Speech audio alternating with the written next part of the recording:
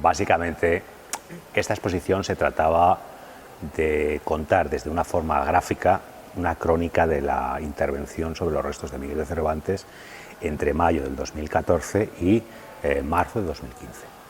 Entonces, gracias a las fotografías de Javier Balaguer, de Jaime de Lignos y de Gonzalo Tapias, hago una selección concreta basada en un discurso que sea claro y que se aprecie todo este proceso, desde el convento hasta la reducción de restos, que es la que contiene los restos de Miguel de Cervantes.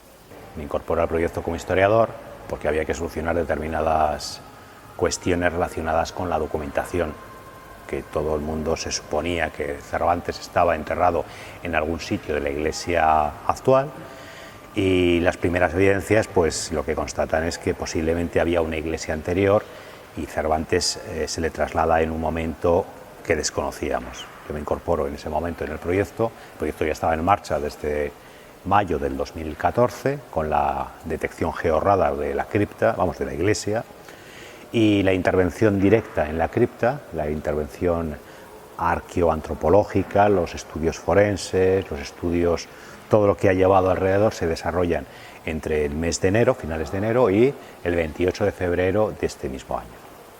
Entonces, toda la cuestión era si podríamos ser capaces de encontrar los restos mortales de Cervantes sin posibilidad de duda, y si además esos restos estaban documentados desde el punto de vista histórico, los traslados que había sufrido desde que se le entierra el 23 de abril de 1616 hasta este año, que cumplen 399 años de la muerte. Bueno, no, esta experiencia llegó simplemente que yo conozco a Paco Echevarría y a Luis Avial por otro proyecto que es la tumba de Boabdil, que llevamos ahí a ver si nos dejan sacarla, y de repente estaban aquí en Madrid en una comida y tal, y yo les comenté, pero vaya, si iban a hacer algo grabado o tal, no sé cuándo, y dijeron, no, en principio lo que tenemos previsto es hacer el trabajo y documentarlo científicamente. Entonces, bueno, pues yo me ofrecía altruistamente y de mi bolsillo, digamos, a poder grabar y poder documentar ese hecho por si sucedía lo que ha sucedido, claro. O sea, en principio eran 2 semanas, lo que pasa es que al final fueron 1 mes y medio directamente. Se vive con una doble visión. Por un lado, una intensa emoción, porque al fin y al cabo se trata de un camino de búsqueda que ya se había realizado 3 veces en la historia, con resultados absolutamente negativos. Y por otro, una parte de responsabilidad, porque lo que se estaba jugando, lo que nos estábamos poniendo negro sobre blanco, era el solucionar uno de los enigmas de la tumba del príncipe de las letras españolas. Entonces, teníamos que tener la absoluta certeza de que eso era así y no había ninguna posibilidad de error u omisión. De manera que entre la emoción y la pasión y la responsabilidad, pues se vive todo con bastante intensidad. Yo creo que nunca se ha hecho este tipo de trabajo, porque normalmente cuando se hace este tipo de trabajo, lo que se hace es primero lo que es la excavación, se recogen todas las muestras y luego se llevan al laboratorio y se estudian 1 mes o 2 meses después, se van estudiando, ¿no? Pero aquí, al no poder sacar absolutamente nada de la cripta, pues claro, todo el trabajo se ha hecho ahí. O sea, según se sacaba, se iba catalogando, limpiando y estudiando. O sea, era un círculo, con lo cual por eso de repente hay imágenes donde hay 40 o 50 personas trabajando en un espacio muy reducido, porque se hacía todo ahí. O sea, es arqueólogos, forenses, antropólogos, del Museo del Traje, viendo el traje, de geofísicos, absolutamente todo, ¿no? Entonces eso sí ha sido, sobre todo para ellos, ¿no?, a nivel de experiencia. Para mí nunca había estado en una excavación a este nivel. En realidad el que realiza la búsqueda es el propio Ayuntamiento de Madrid, es decir, el área de gobierno de las artes, turismo y deportes, encabezada por el entonces concejal don Pedro Corral, es el que ve la utilidad de buscar los restos de Miguel de Cervantes, en una propuesta que le hace llegar Luis Avial, georradarista y persona que estaba en el ajo, por así decirlo, de la intención de buscar los restos de Miguel de Cervantes en unas fechas muy próximas al 400 aniversario de la muerte, que es el año que viene. Entonces el Ayuntamiento realiza las gestiones oportunas a través del área de gobierno de las artes, con la comunidad de trinitarias, con el arzobispado, con la Comunidad de Madrid, hasta que finalmente encarga esta búsqueda a la Sociedad Aranzadi, una sociedad de reconocido prestigio internacional, tanto en los estudios de arqueoantropología como en los estudios forenses de determinadas personalidades. Y bajo la dirección del doctor Francisco Echeverría y la arqueoantropóloga Almudena García Rubio, nos ponemos a trabajar manos a la obra en la cripta en el mes de enero. A la larga, lo que al principio iba a ser un trabajo relativamente sencillo, la realidad de la cripta hace que se tengan que recurrir a otros especialistas, a otras especialidades, a otras personas importantes dentro del mundo de la antropología forense, estudios de biología, momias, etcétera, que constituyen al final un equipo científico multidisciplinar de más de 60 personas. No sé, habré hecho unas 1000 y pico, sin fotos. Y luego en imágenes habrá, pues, no sé, como 40 horas, 50 horas. Estoy ahora mismo trabajando en un proyecto que podéis ver en la página web. En Facebook es Cervantes 400 y en la página web es cervantes400.com. Entonces la idea es poder difundir realmente pues, que Cervantes está ahí, ¿no? Y más teniendo en cuenta que es el cuarto centenario. Entonces, aparte de poder,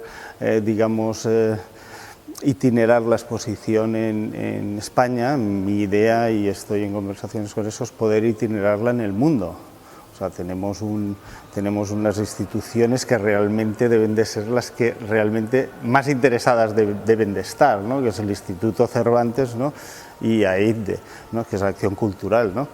Con lo cual los espacios están y es una exposición que realmente es difundir el nombre de Cervantes, la cultura, la lengua española y el país de España, ¿no? Entonces esa es una de los proyectos. Dentro de ese proyecto también, digamos, el poder a través de conferencias en esas mismas exposiciones, pues por los que realmente han trabajado en el proyecto y más saben, ¿no? Como Marín como historiador, Paco Echevarría como antropólogo, Almudena como la jefa de excavación, o sea, poder hacer eso. Y aparte de eso también otro es poder editar el libro de toda la excavación, ¿no? Tanto a nivel científico como a nivel divulgativo, ¿no? Eso es un bloque del proyecto. Y luego el otro es, digamos, poder acabar el documental de Cervantes, ¿no? De lo que ha sido todo este proceso y, como te decía antes, el contar también un poco a nivel recreado por qué, digamos, es Cervantes el que se ha encontrado en esa reducción 32 en ese sitio. O sea, cuál ha sido el proceso de la historia por el cual ha ido de un lado y la reducción al otro lado, y contar también el hecho de que, aunque ha habido alguna crítica a nivel de para qué vamos a buscarlo, no es la primera vez que se busca, como he dicho antes, es la cuarta, ¿no? Curiosamente, el primero que intentó buscarlo fue Pepe Botella, José Bonaparte, ¿no? José Bonaparte es los franceses, ¿no? Que fueron un poco los que descubrieron a Cervantes en la historia, ¿no? Y luego los demás, ¿no? Y poder hacer el documental, ¿no? Las hipótesis de trabajo que habían escrito los clásicos, el Marqués de Togores, Roca de Togores, Marqués de Molins y Luis Astrana Marín, era que Cervantes estaría en algún sitio perdido dentro de la iglesia, pero no había tenido una remoción de restos. Entonces se sabía que estaba allí, pero no dónde. A partir de ahí, además, con el añadido de que no había documentos que lo justificaran, excepto los que había sacado Luis Astrana Marín, los del Marqués de Molins, etcétera. Y todo lo contrario, el convento tenía un importante archivo conventual, no se habían visto todos los documentos en otros archivos, el Archivo Histórico Nacional, sección de clero o la sección de Delegación de Hacienda, y entonces lo que primero evidencio cuando empiezo a consultar datos es que la iglesia se había erigido originariamente en un sitio distinto del actual. Hay dos fases constructivas de la primera iglesia y de la segunda iglesia, y en un momento concreto los restos de Cervantes enterrados en la antigua iglesia el 23 de abril de 1616 se trasladan a la nueva, que se había acabado de construir en octubre de 1697. Finalmente, en el propio archivo conventual, lo que encuentro es el documento que justifica que los cuerpos de los difuntos de la antigua iglesia se trasladan a la nueva, a la cripta, en octubre de 1697. Cotejando además el número de personas que se habían enterrado en esa iglesia originaria a partir del archivo de la iglesia parroquial de San Sebastián, entre 1612 y 1630, sale un número de individuos que es muy similar en número, en proporción de hombres y mujeres y en proporción de adultos y niños, con una bolsada específica que constata la excavación arqueológica en los últimos días de febrero del 2015. Entonces, tenemos a Cervantes dentro de una reducción de restos que sabemos que se trasladan en una fecha concreta. Y tenemos toda la secuencia del traslado y la secuencia de la custodia de las monjas de todos los restos mortales que se entierran en esa iglesia. Por circunstancias del destino, cuando a Cervantes se le traslada, ya no hay rastro de su memoria, de manera que no se le entierra individualizadamente.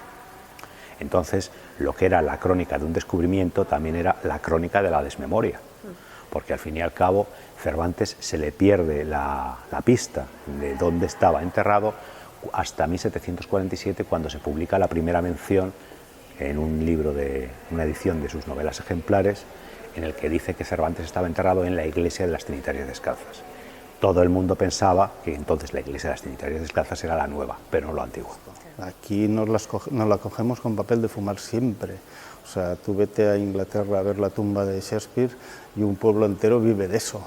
Aquí de repente es como, uy, ¿para qué? Uy, estos quieren hacer dinero, el ayuntamiento o el gobierno o quien sea del partido que sea. No, por supuesto también. O sea, quiero decir, si tampoco vamos a... Incluso simplemente para que las monjitas puedan arreglar el techo. ¿Entiendes? Si pueden tener calefacción en invierno, pues claro que sí. O sea, si es parte, si eso ayuda a todo el mundo, no ayuda al barrio, ayuda a Madrid, ayuda a España, ayuda a todo el mundo. Entonces, lo que pasa es que aquí somos muy de la historia del Quijote. Es así, contra los molinos siempre. Los molinos son los de casa, siempre. Somos nosotros mismos.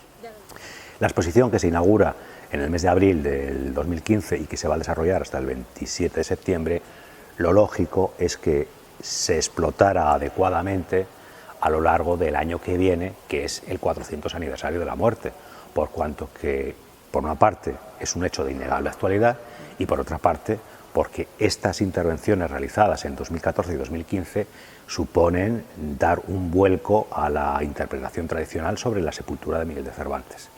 Yo creo que el mejor homenaje que se podría hacer para el año que viene es que esta exposición itinerara en los lugares adecuados, tanto por la vinculación con la figura de Miguel de Cervantes como por la figura de su héroe escrito más conocido por todo el mundo, que es el Quijote. De manera que podría tener un destino específico en Alcalá de Henares, otro destino específico en Toledo, otro destino en Valladolid, en Sevilla, indistintamente de que, al fin y al cabo, el hallazgo y el descubrimiento o redescubrimiento de los restos de Miguel de Cervantes van a competir con otro centenario de singular importancia, como es el de William Shakespeare. William Shakespeare se supone que está ahí. En el caso de Miguel de Cervantes está ahí, con lo cual son dos extremos totalmente distintos y yo creo que esto hay que contarlo para que todo el mundo lo sepa.